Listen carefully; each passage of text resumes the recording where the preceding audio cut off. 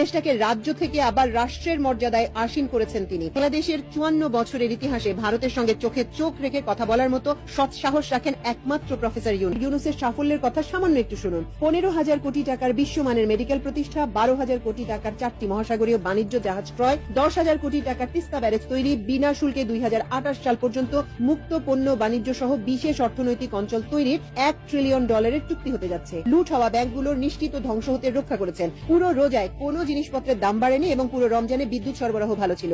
আদানির কাছে বিদ্যুৎ খাত ধ্বংস হওয়া থেকে রক্ষার কোশিশ করেছেন। বৈদেশিক মুদ্রার রিজার্ভ পতন থেকে রক্ষা করেছেন।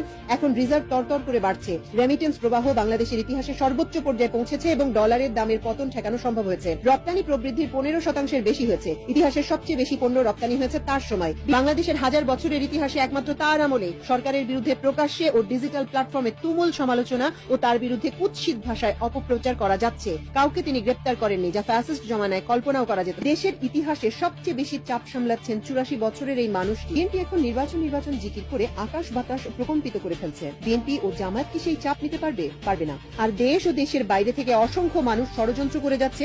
উনার সফলতা দেখলে তাদের গায়ে ফোস্কা পড়ে। তিনি সফল হলে তো দেশ সফল, কারণ তাদের কাছে তো দেশের চেয়ে দল আর দলের চেয়ে নিজের স্বার্থ বড়।